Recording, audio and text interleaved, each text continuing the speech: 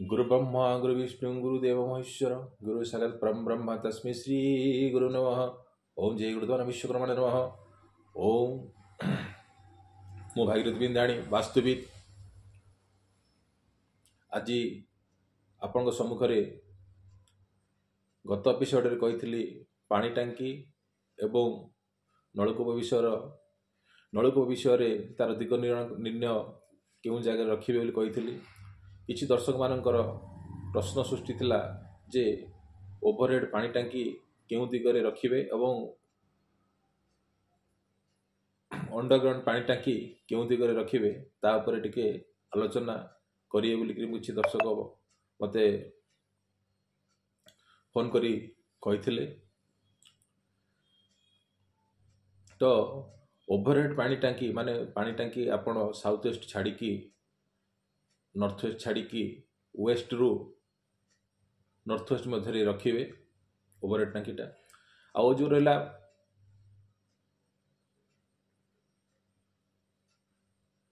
पानी टांकी अंडरग्राउंड पानी टांकी जहाँ को आम कहे सम टांकी जो कहते तो सेटा को आपण नॉर्थ ईस्ट मध्य रखिए किंबा नॉर्थ ईस्ट टिके राइट को गले भी चलो से किसी असुविधा नहीं कहीं से अंडरग्राउंड माने से जगह खाल पानीटा रोटा किसी असुविधा सृष्टि करिवो नहीं किंतु अलग जगह आड़ को नेबे नॉर्थ वेस्ट आड़ को नेबे नहीं है नॉर्थ वेस्ट नेला आड़ को कौन हम से माने समस्या सृष्टि करिवो तो नॉर्थ वेस्ट को छाड़ी नॉर्थ टू नॉर्थ ईस्ट मध्य किंबा नॉर्थ ईस्ट रु राइट को टिके ईस्ट पूर्वर ए दिगरे आपड़ जदि है पानी टांकी रखिए अंडरग्राउंड पानी टांकी ताले किसी असुविधा हेबो नाही। तो हम दर्शक बंधु काली जो थिला जे ओवरहेड आउ अंडरग्राउंड पानी टांकी भितर माने पार्थक्यटा आपको बुझेदेली। बर्तमान आसवा ता पूर्वर आपण को मु कहबी जे वास्तु संदेश चैनल जो माने देखुछंती सब्सक्राइब करंतु लाइक करंतु जहाँफल मु आगामी दिन गुड़ाक किसी बहुत भल तथ्य वास्तु उपरे किसी टिप्स देवा आरंभ करी। आजिर रहा गृहर एंट्री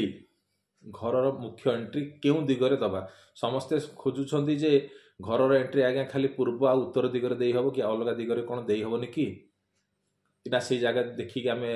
जगह आउ गृह करूनी। तो ये क्वेश्चन रहा स्वाभाविक कथा केते मन रे खाली लिखाई जे गृहर पूर्व आ उत्तर दिग जो पटे रास्ता थी से जगह को आपण सिलेक्शन करके बाछियो करेंगे ना वास्तु मत अनुसार चारि दिगरे एंट्री होई पारिबो किंतु ताहा कौन करियार अछि ना मेजरमेंट ठीक से करिवार अछि। एबे तो कते गुडा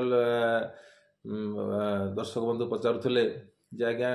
एटा पूर्व दिग किंतु पूर्व दिगरे डिग्री केते पचारलार को सेटा आसुचे ना आज्ञा 180 डिग्री पळे आसुची केतळे किए कहूँ 45 डिग्री आसुची तो जगह ऑटोमेटिकली चेंजेस हो जगह से परिवर्तन हम जगह मतलब दिग परिवर्तन आसीज दिग दिशा दिशा परिवर्तन आसीज ताफल से धरिक आम काउंटिंग करा पड़ो। तो ये कथा उठुची जो गृहर एंट्री चारि दिग पटे दे हम पूर्व पश्चिम उत्तर दक्षिण। तो पूर्व दिग को आम केते धरिबा ना 90 डिग्री धरिबा पश्चिम दिग को केते डिग्री धरिबा ना 270 डिग्री धरिबा उत्तर दिग को केते डिग्री धरिबा ना 360 डिग्री धरिबा दक्षिण दिग को केते डिग्री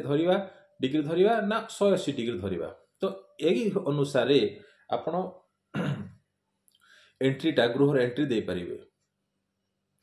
आउ जेतेबेले देबे एंट्री देबे सपोज जनकर पूर्व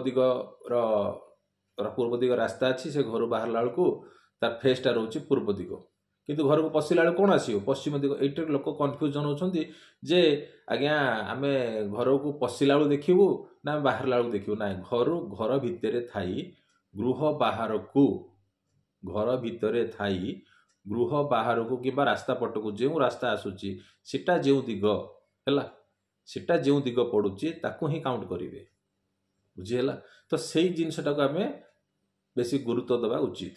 केते लोक कहते घर को पशिला बेलू आमर हूँ पश्चिम दिग घर को पशिला बेलू तो पश्चिम दिग माने आपण कौन एंट्रीटा कौट पटे रहा पूर्व दिग। तो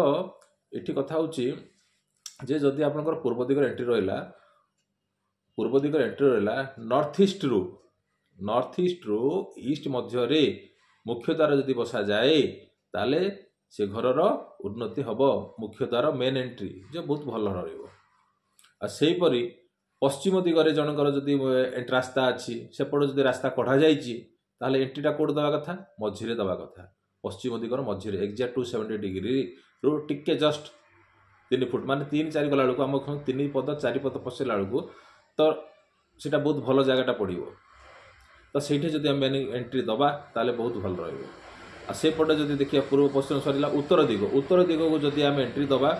प्रॉपर उत्तर दिगरु माने नॉर्थ 360 डिग्री रु towards right means north west माने उत्तर पश्चिम दिग मझिरे माने 3-4 पद हिसाब से जब आम दबा ताहले से गेटा भी बहुत भल दक्षिण दिग साउथ देखो साउथ रु टुवर्ड्स एक्जाक्ट साउथ ईस्ट आड़ को साउथ वेस्ट गुड़ा आसो साउथ ईस्ट आड़ को आसो तो सेठी मत 3-4 पदरे जदि दिज्व भाग माप अनुसार ताहले एंट्रीटा मत बहुत भल बहुत गृहकर्ता को बहुत सहयोग कर तो मेन एंट्री माने आम जो कहे मेन एंट्री मुख्य द्वार केउ दिगरे बसैबा ताहार आज आपन को दिग्दर्शन देली आउ नेक्स्ट एपिसोड रे आपनकर जदि मुख्य द्वार किछि भूल भटका हो जाइए कि किसी डिग्री एपट सेपट हो जाइए कि रंग डायरेक्शन अच्छी तार प्रतिकार कहिबी। धन्यवाद।